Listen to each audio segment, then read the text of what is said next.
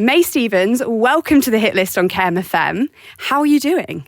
Not too bad, thank you. How are you? Yes, I'm good, thank you. So for anyone hearing of you for the first time, how would you describe Mae Stephens? What's your sound?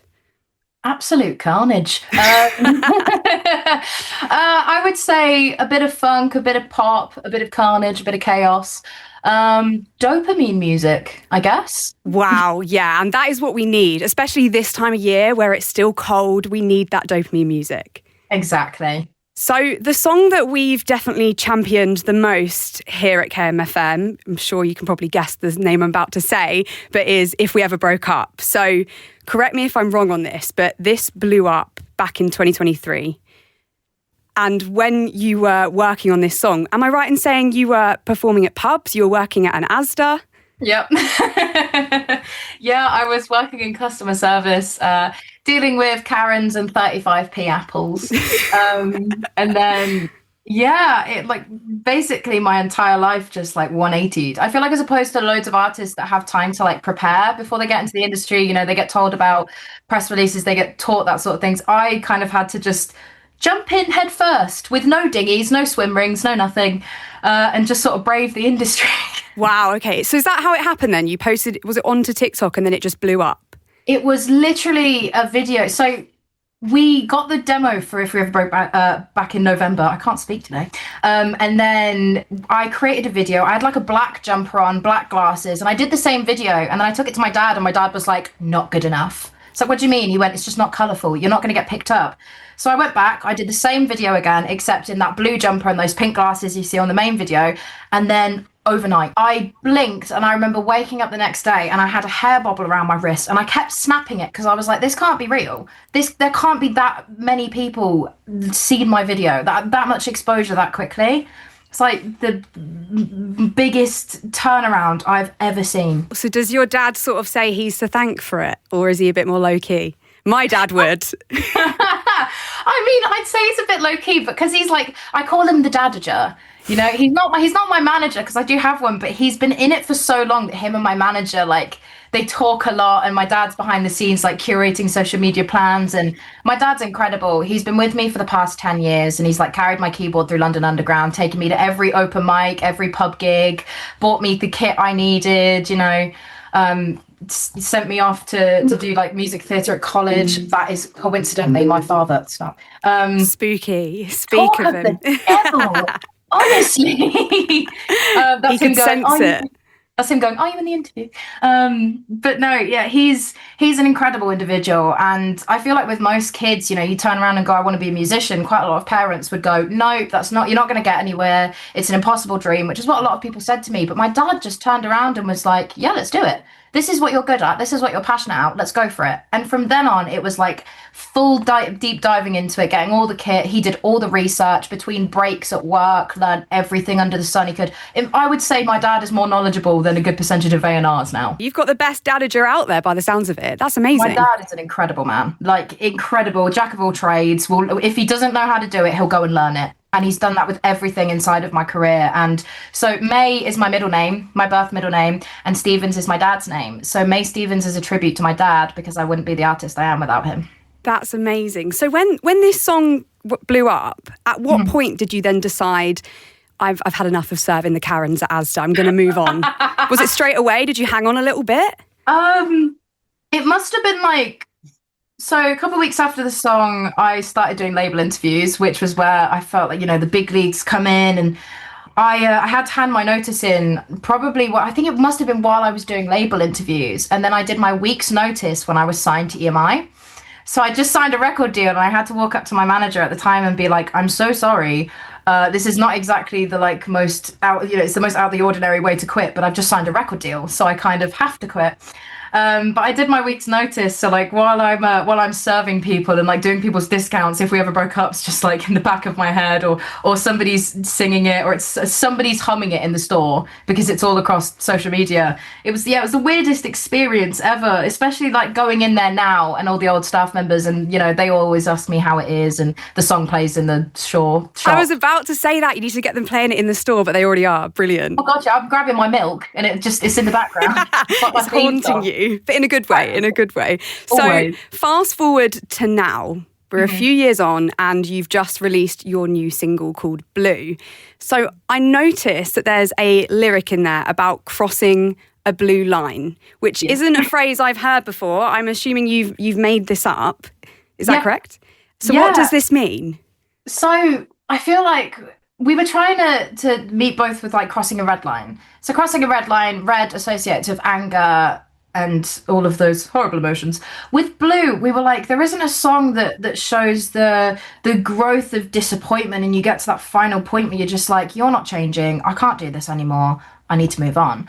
And so that's why we created Blue Line, because we were like, there isn't really a term for it. You know, you can say crossing a red line and you understand what that means, but when it came to especially the depths of sadness and a lot of things that I've heard with my friends recently, it was just like, how do we create something that becomes universally known as that line of disappointment, that line when you're just finished? And so releasing Blue around Valentine's Day was also completely intentional, because there's going to be a good handful of people who aren't celebrating Valentine's Day, or they're going through a breakup, you know, and so we just wanted to create something for them so that they're not walking around with like Cupid and, you know, sweet tarts and big heart balloons. You know, they can enjoy the beauty of this song and the story of it just outside of Valentine's Day, really. No, it was really good timing. Definitely. When you are frustrated with someone, whatever that situation may be, but dating's just not going well, how would you sort of give someone advice to follow the blue line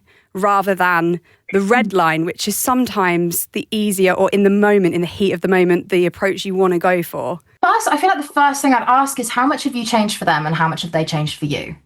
Like, I've been in relationships in the past where I've pretty much morphed myself into the ideal candidate for that person. And then I've done everything from changing the aesthetic, changing my hair color, to adapting habits I have at home or long-term habits and stuff. And so, the first thing would be, how much have you changed for them? How much have they changed for you? And if you've gone to greater lengths to change for them and they're not, there's the first mark. I think around the blue line is also, if you're constantly disappointed, I mean, like, let's say my partner, for example, like, I've been asking him for 6 months to do the laundry a different way and he doesn't, and you get to that frustration and that point of just pure disappointment where you know that you're going to be able to ask them something and they're just not going to do it. I think like that's where it is, where you just get so fed up and you get to the point where you're like rolling your eyes at them behind their back. Yeah. Not doing the laundry, blue line, you're out. Yeah, exactly. I love it. And my partner does do the laundry, so it's like, God, man. Tick. So you're about to head on your first headline tour, which is very exciting. How are you feeling about it? I'm buzzing. I've been looking forward to this since it was announced, since we thought about it. I'm looking forward to it now. Every time somebody mentions my tour, I'm like a 5-year-old. I just immediately go into like the hands and like I just get really excited. I'm really looking forward to it. I'm looking forward to seeing the fans and being able to play a lot of new music. I mean, I have got an announcement that is coming up on the tour. I can't give too much away. Okay. I'm sure you can kind of guess, but there's a few songs I'm playing that are obviously unreleased and they tie to said announcement. But it's gonna be massive. The show, I'm just looking forward to people hearing the stuff that I've had prepared for a while, and just creating a safe space for my fans to come in and just have a bit of a party, to be honest. It sounds amazing. It sounds so good. So you're actually coming to Kent on the 29th of March, I believe. You're playing at the Forum in Tunbridge Wells. So the people of Kent are going to hear this announcement. Yeah, I'm so excited. Oh, everyone on the tour will get the announcement. I'm actually terrified. Surely in a good way though, right? In a very good way. I feel like I've spent so much time on this body of work that I'm like, you always get that little anticipation of like, are people going to like it? Is it going to be too much? Is it not going to be enough? But I'm hoping with this announcement, it will just hype people up for what's coming next. I love it. What a tease, Mae. So I'm aware that this tour is backed by Music Venue Trust. So for anyone that doesn't know, this is a charity that helps keep small grassroots venues alive. And it's been supported by the likes of Coldplay, Sam Fender, Katy Perry. So what does this backing mean to you? It means everything. I described it a few weeks ago as imagine you're going to a big stadium gig and you are no more than row E, seat 35. With grassroots venues, you have such a more intimate, close performance. And I feel like you have so much opportunity to connect with your audience, to connect with your fans. And that's what MVT is pushing for me, is these venues that are safe spaces for artists like myself and smaller artists to go in, to perform in an open space that is comfortable for them. And also supported by an incredible cause, backed up by incredible artists. The Music Venue Trust is just incredible, do incredible work. And I'm just so thankful to be able to work with them to create this tour. It's just such a special thing. And I truly hope that loads and loads more artists in the future see this and apply the same thing, because it's just an incredible cause, and it's boosting venues that may not get as much foot traffic anymore, because my generation, a lot of us aren't going to gigs anymore. I feel like we're losing They're so expensive now as well, aren't they? I know. Well, my tickets are cheap, so definitely go and buy a ticket.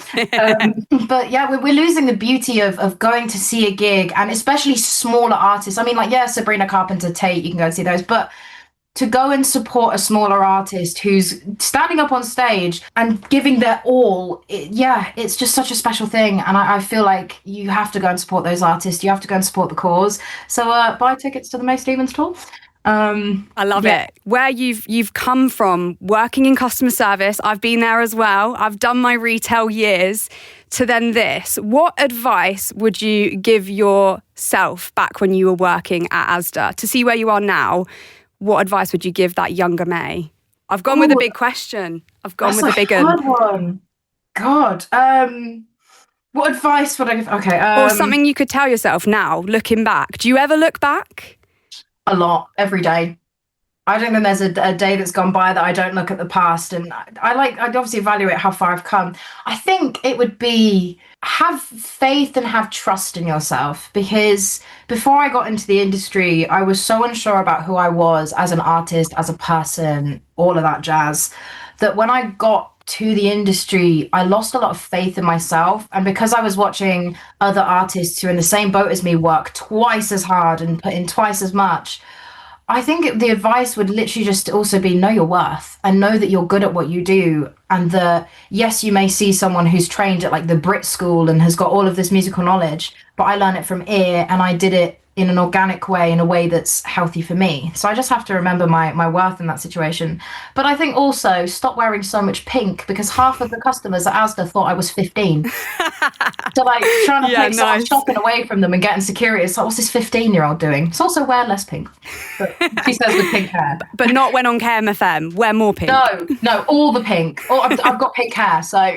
You've released your recent single, but have you got anything else coming out in the lines that we should know about? Anything to look forward to? I have a track called Delusional, which is coming out. It's so different from Blue and Done With You. I feel like it follows more onto the If We Ever Broke Up side of things. The song is basically about a girl who becomes so infatuated by a guy, and she tries everything, and she just goes, do you know what? Screw it. I'm going to be delusional. I'm going to give it my all. And that's what the song's about. And it's got so many fun poppy elements to it. I created it with the wonderful Oski, who is also an artist as well. He's an incredible producer. And we made this track so sleep deprived, like maybe an hour's worth of sleep. We did like a 5 till 5 a.m. session the day before, okay. And then wrote Delusional. And we both just looked at each other after the session and went, yeah, this is a bop. And then that was it. It was like, right, shoot to release. Let's put this out. And yeah, it's coming out just before the tour, and I cannot wait to play it live. I may or may not have a guest coming onto my tour on the last 2 days. So if you're at the Bedford or the London show, not the Kent, not the Kent. I know. I'm sorry. I should have brought it on for another day. But yeah, it's an incredible track with an incredible producer, and I'm just so excited for people to hear it, because it's just so fun, you know. It's got a vibe to it, and I hope that everyone likes it. That's amazing. I'm so glad that you've managed to produce something on barely any sleep, because I could never. And I would definitely have to sleep on it again until I released it. Being ADHD, you practically run on caffeine and nightmare. So, like, you know. Well, thank you so much, Mae. It's been a pleasure, and best of luck with your new tour and your gig at Tunbridge Wells.